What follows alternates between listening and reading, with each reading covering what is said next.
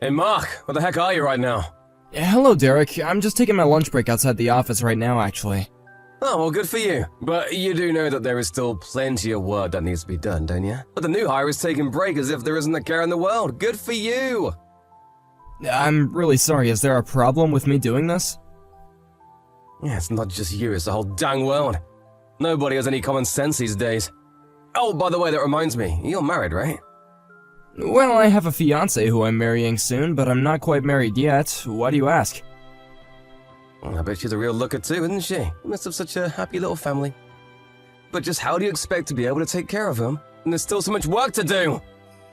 I suppose the only answer I can give you is that I'll work even harder than I am now, huh? There we go, that's the spirit, now you're getting it! So anyways, you're gonna be working overtime tonight.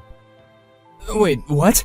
Well, you just said that you wanted to work even harder than you are now, so I'm just giving you what you asked for. Yeah, I understand that, but I'm already working on a project right now, so I really don't think I need more work on top of that. You just said that you were gonna work even harder than you are right now, didn't you? Well, if that's the case, then you need to take on a second project and work. I guess I see the point that you're making. But the only thing is that I was given this assignment by the head of our department, so I think he would really prefer if I focus on this for the time being. Oh, really? You got your work straight from the boss? Well, don't worry, I'll go to him and tell him that you're done with whatever it was he assigned you. Just send me the files and I'll present them to him and you can get started on your next assignment. Derek, please wait a minute.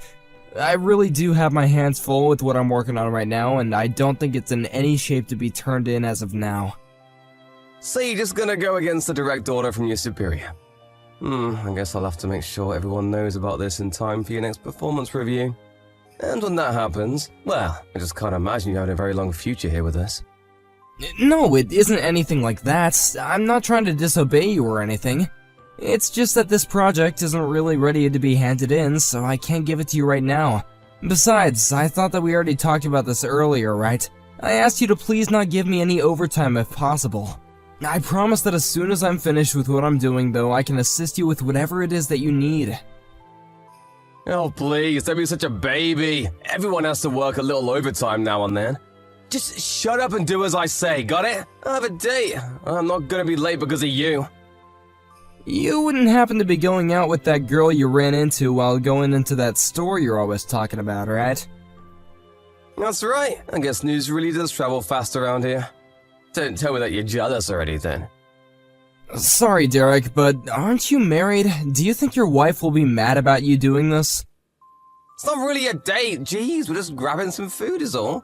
Why don't you mind your own business and never mention my wife again, huh? Honestly, just who do you think you're talking to your superior like this?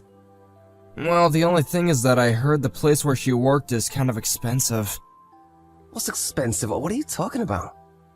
I just mean that I haven't really heard good things about the store's reputation. Yeah, at least from other colleagues I've heard mention it. So, because you don't like a shop, all the employees there must be bad, is what you're saying? You don't even know this girl. She is really nice, and I won't sit here and watch you slander her. I know that she probably is nice while she's at work, but do you think it's possible that she's just doing that because it's her job? Don't go mixing up this girl with all the other hussies that work at that place. She moved here from the country and isn't tainted like the other women here. I'm just teaching her a few things about life in the big city is all. I see. Well, I know we keep on calling it a shop, but just to be clear, we are talking about a bar, aren't we? If you know what we're talking about, there's no need to spell it out. Besides, you're married, but I'm sure that you must like to go out and have a little fun too. Don't worry, you can tell me. We're both married men here. I understand what you're saying, but my wife is more than enough for me. Thank you very much. Oh, well, aren't you a little Boy Scout? But we'll see how long you can put it with that little act of yours. Maybe I should invite this girl over to the office one day and tell her to show you a good time. That might finally get the stick out of your butt. You really don't need to do anything like that, Derek. Man, you really are no fun, do you know that? Has anyone ever told you that you're actually a bummer to be around? I bet when you were a kid in school, you were always a quiet kid in the corner with no one to play with, weren't you? Derek, I'm really sorry, but can I please just eat my lunch and enjoy the rest of my break before it's over? Alright, fine, but I'll leave all the work I want you to do on your desk and I'll come around tomorrow to pick it all up. So, you want me to get whatever it is that you have for me done by today? Well, duh! I need all this work ready to be sent out by tomorrow, so just get it done. I'm sure a nerd like you will have no problem in doing it. But I already told you that I have other work I need to do. Listen, Mark. You've been going home at the same time every day since you started working here, right? All that tells me is that you really aren't giving your all to the company. A real dedicated employee would be doing much more overtime. I'm sorry, Derek, but do you even know what it is that I'm working on right now? And there you go, back talking me again. Listen, I'm your superior, and I'm giving you an order. If you want to get ahead in this company, you need to learn to take order and keep your trap shut. I wanted your opinion, I'd ask for it. You've seriously got some nerve, you know that, Mark. What is it this time, Derek? I mean that I was just called into our department head's office, and thanks to you, I wasn't able to go home in time. What happened when you went to talk to your boss? He wanted to talk to me about the work that I gave you to do.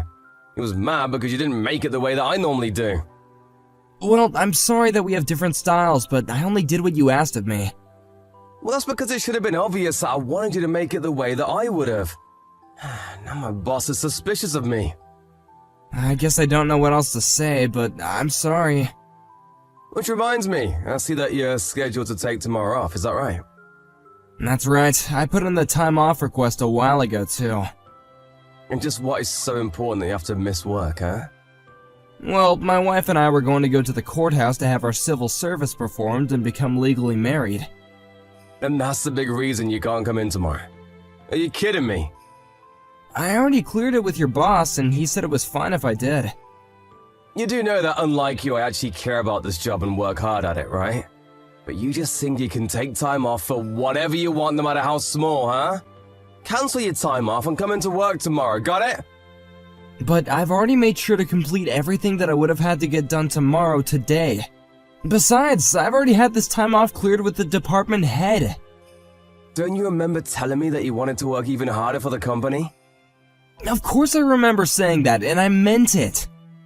Well then stop talking the talk and start walking the walk. You already screwed up big time with the work that I gave you before.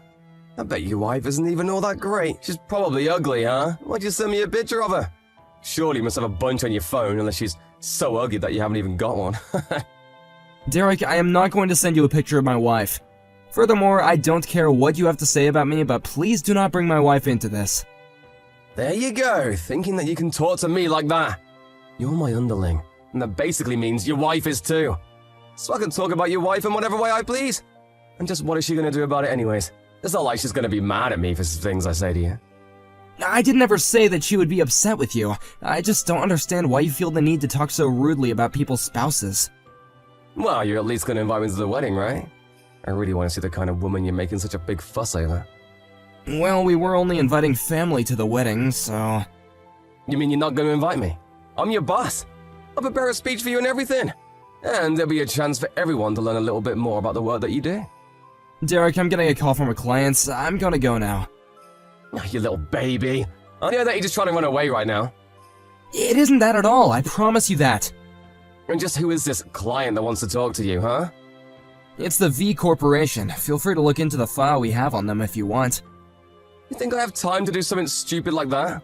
Whatever, just know that after you come back from your one-day honeymoon, I'm gonna make sure that you know the real meaning of work. Derek, would you mind telling me where you are right now? I'm in the office cafeteria, what do you want? Well, I noticed that my lunchbox was missing from the fridge. I asked around the office and people say they saw you carrying it with you, so I just wanted to ask if you took my lunch. Your lunchbox wouldn't happen to be red and black with a handle on top, would it? So you do have my lunchbox. I was afraid of this. Can you please return it to me? Huh? Did your wife pack your lunch or something? Is that why you want it back? Well, yes actually, but also it's my lunch. Ah, well I'm afraid that you're too late. I've already eaten it all. So you really just took someone else's lunch out of the fridge and ate it knowing that it wasn't yours? Is that what you're saying? No, I'm just kidding. I didn't actually eat the food. I threw it all in the trash instead. It looks so nasty that you should be thanking me for saving you from it.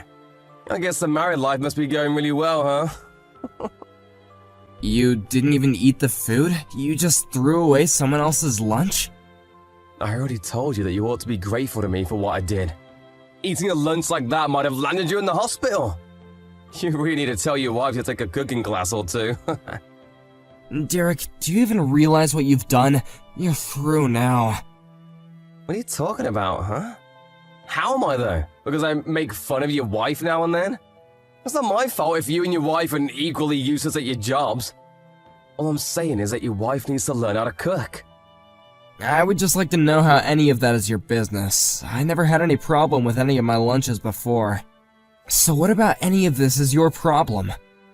Here you go again, trying to start fighting with me. Is this really how you think you can get ahead in this company? Derek, I'm gonna be honest with you. I really don't like you, and I really don't think that I can cover for you anymore. You cover for me? Is that supposed to be some kind of joke? I don't care whose lunch it is. You can't just take it out of the fridge and throw it away. You need to take responsibility for your actions, which have been way out of line with how any rational person would act. How dare you tell me what I should be doing with my life? Would you mind coming to the meeting room on the second floor once you've finished with whoever's lunch you're eating, Derek?